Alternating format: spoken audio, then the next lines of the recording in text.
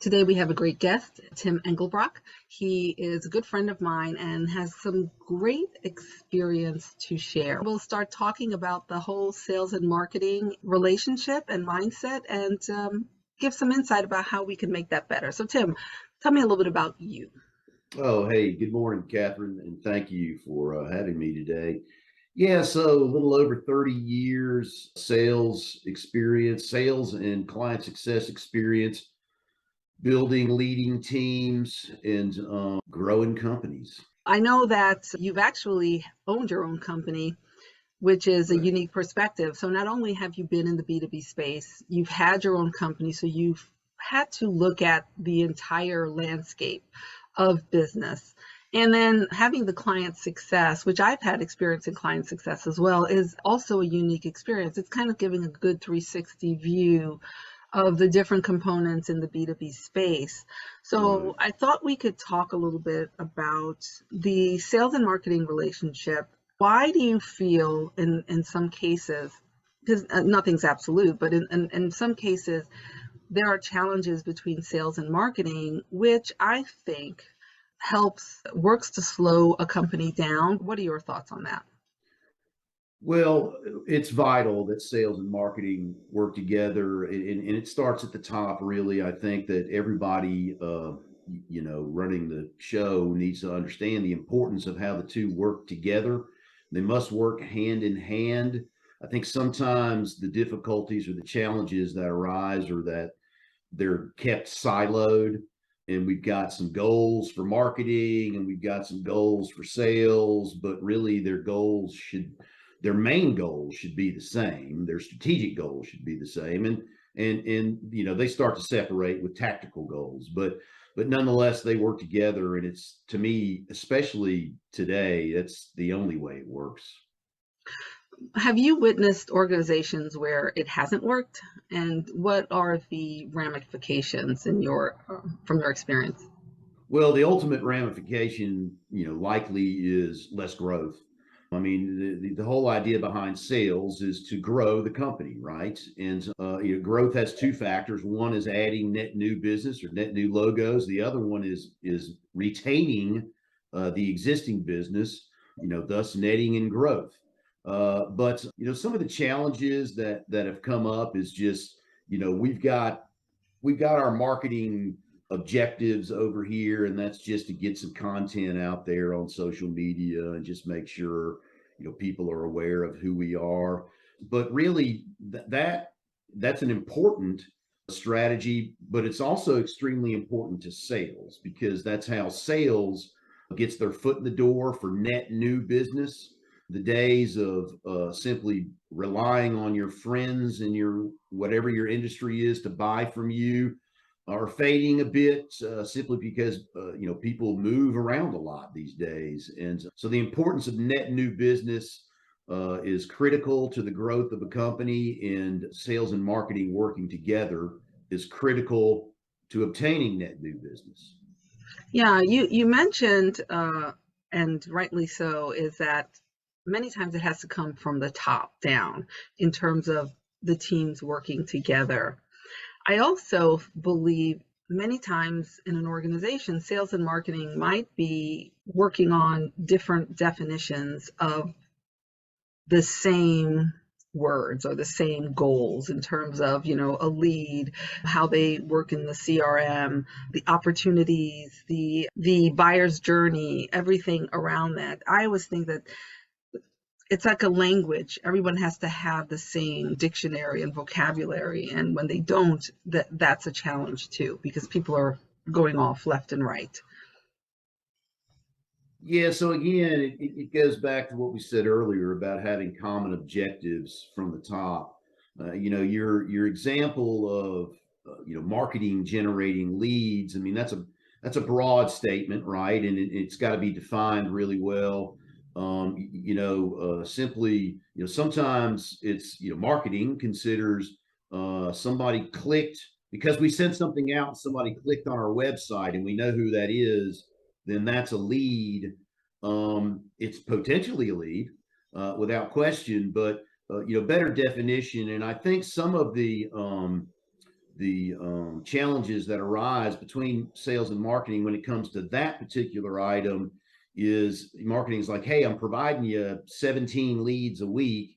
And sales is like, well, these aren't leads. Just because somebody clicked on our website, that doesn't mean they're a lead. So again, better defining how that lead process works and how to qualify a lead so that sales can then take over.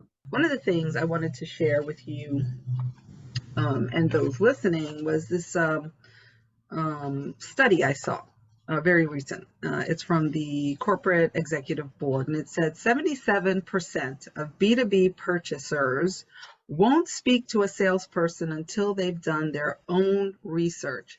And that's, I think, another thing where marketing can help. It provides that data and content that helps the potential prospect or purchaser to do their research, which is not a bad thing because that's how people buy now.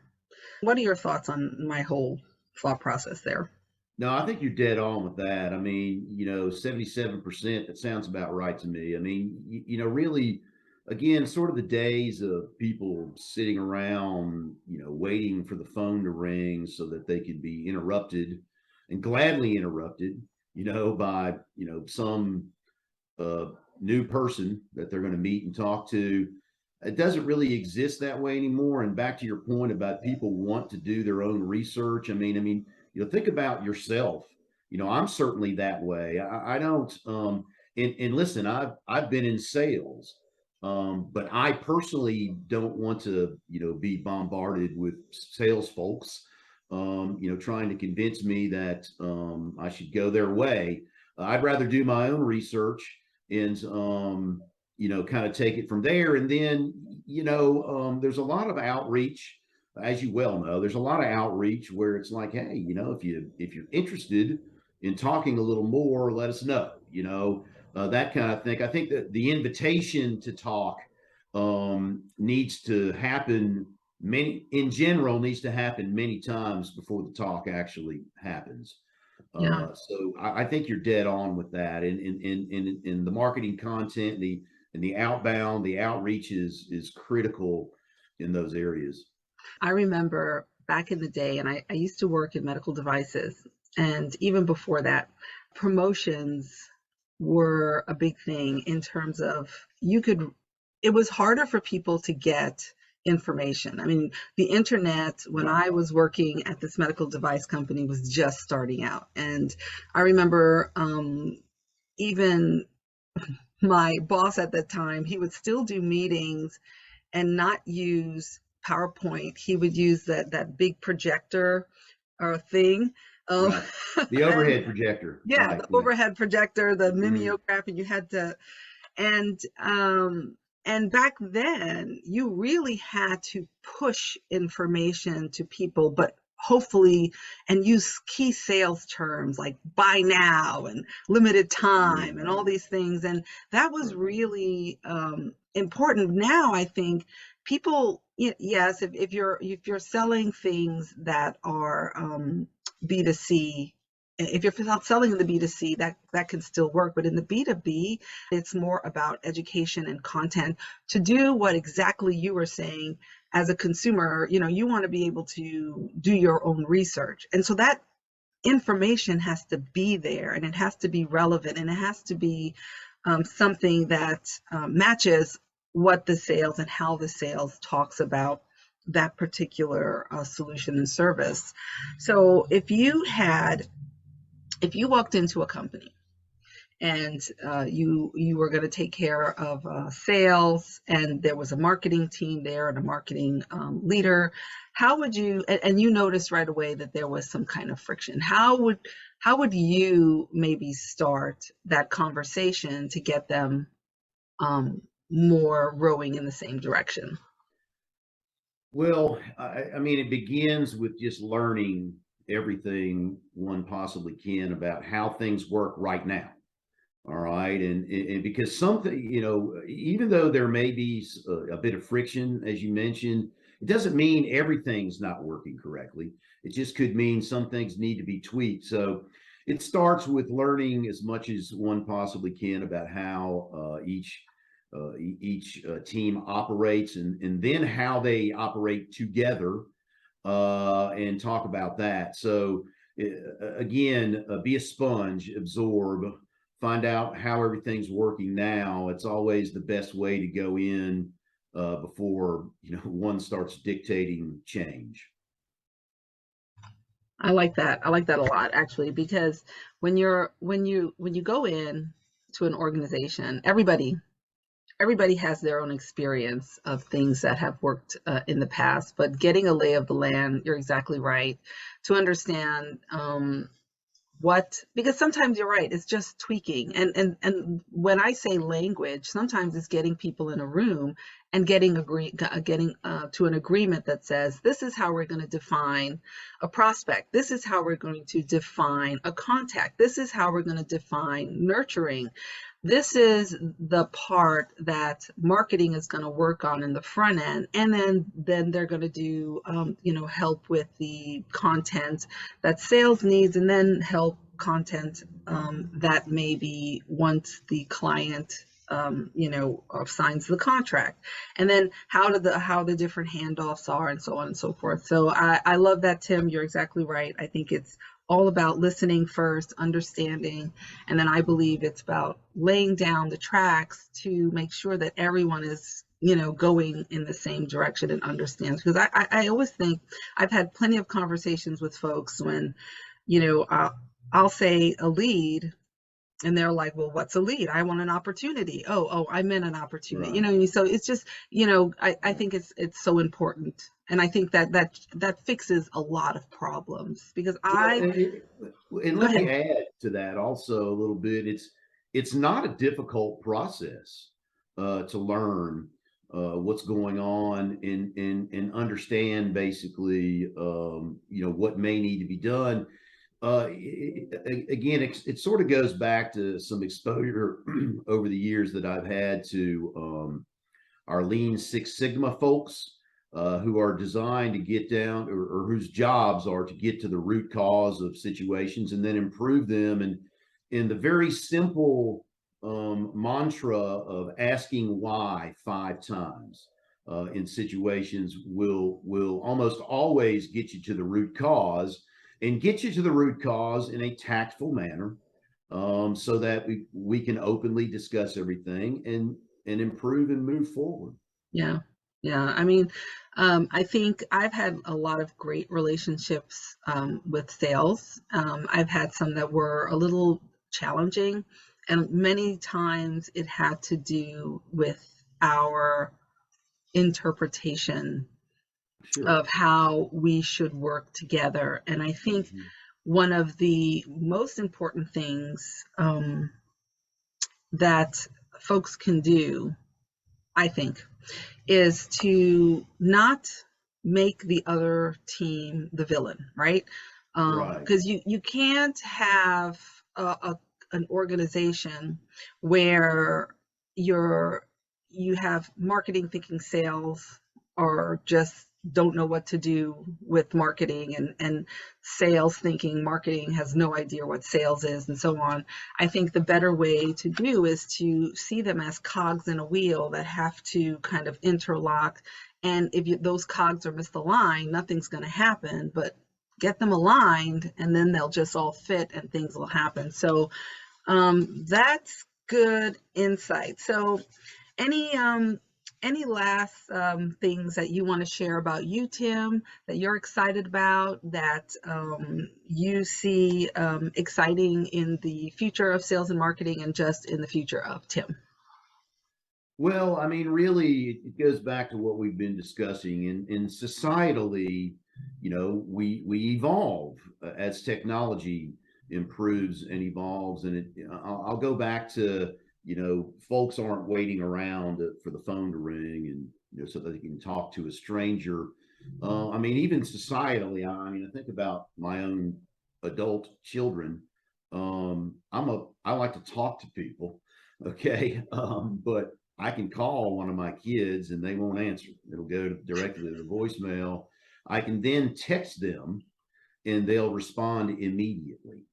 So again, I think this approach that you've been discussing of I don't know if trickle is the right word, but trickling content to folk, and engaging that way and increasing interest rather than ramming things down folks' throats. I mean, this is old terminology, but the days of hard selling, meaning putting the hard sell on someone, have ended. It's over. It doesn't work that way. Everything's a soft sell now. It's relationship selling. People buy from people, and I just that's sort of how I see things, and I like that because it's I mean, look, sales. I don't want to confuse terminology here, but sales is hard. All right. When I say that, what I mean is it's challenging. Okay. And so anything we can do to help grease the skid, so to speak, for sales folks, and that's the importance of marketing and sales working together, will be improvement. So I just look forward to, all B2B business being done that way, and trying to help. I don't know if you all who are watching this know who I have here, but I have Mr. Tuesdays with Tim here, who used to, and I'm looking forward to his posts again. He would make this great connection between music and sales. Because we talked a little bit about this. Give me your perspective on that.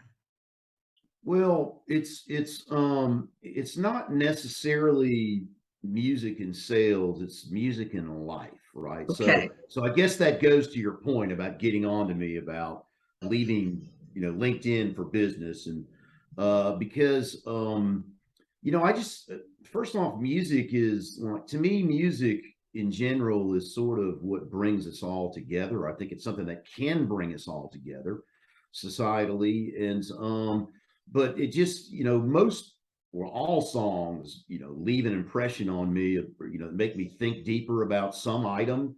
And then I'll go off in my mind about, maybe other people think the same way that I do on this subject. So, I'll put out a 2-minute thing on a certain subject, and tie it to a song. That's, the song is about the subject. So that's and you're right. Thank you. I have not done that in a little bit.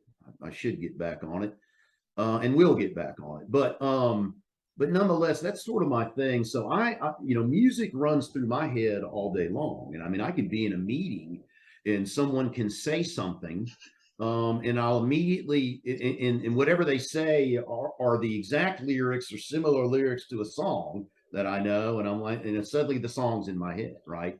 And and even if they say it in referencing the lyric to the song, I'll get a kick out of saying the next lyric that follows the lyric they just said, because again, I think most people do dig music, and it's an important part of their life, and grew up with it and continue to evolve and listen to and love all different genres with all different messages. Music, it's soothing, soothes the soul. It really does. And when you hear it's for me, when I hear a song that had an impact, it takes me to a place, a time, a moment, and either happy or sad or whatever that thing is. And it just, that's like when you're driving and you hear that song, suddenly you have to make it louder, and Right. suddenly you're singing with it. So anyway, I can't wait to get back, Mr. Tuesdays with Tim, because I will support you, and I always listen to it because I always love the relationship there.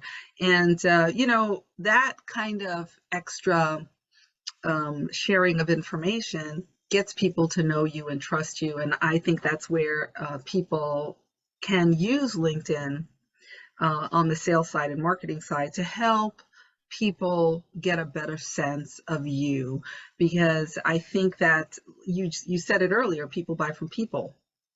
Right. And you don't market to a company, you market to people. When you're marketing, you're really marketing to an avatar, a person. Who's that person that you want to connect with, that when you say this message and you put this message out there, they're like, yeah, man, that's interesting. I want to learn more, or I want to see what else that this company is saying or this individual is saying, and so on. So I think it's kind of thinking about content like music. You can kind of make a connection.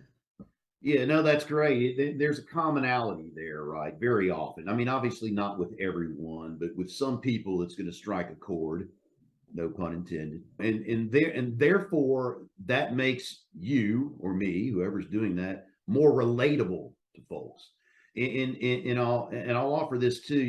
The Tuesday with Tim video started when we had the shutdown, a couple of years ago, and we weren't able to be in front of people, which I love to be in front of people, talking to people. So it was just kind of an idea of, hey, if we can't be in front of them right now, at least we can put a video in front of them because they can watch a video from the safety of their homes, right? And kind of go from there. And that's how that was the impetus behind it all, really. And it sort of it started to take its own life, so to speak, Catherine. And it evolved into some other things, but nonetheless, good stuff. And you're not the only person that asked me about that, by the way. I get asked all the time, and it's just not on my radar at the moment, but maybe it's about to be again. We'll Yeah, I'm see. feeling it. I'm feeling it. Yeah. Well, Right. Tim, thank you so much. I think we had a great conversation, some great insights about sales and marketing, about LinkedIn. Appreciate you. I look forward to talking with you again. And everyone, this is Tim Engelbracht, and this is Kat Valyi on the Healthcare Marketing Mindset Rehab. And until next time. Right. Have a great day, everybody. Thanks, Catherine.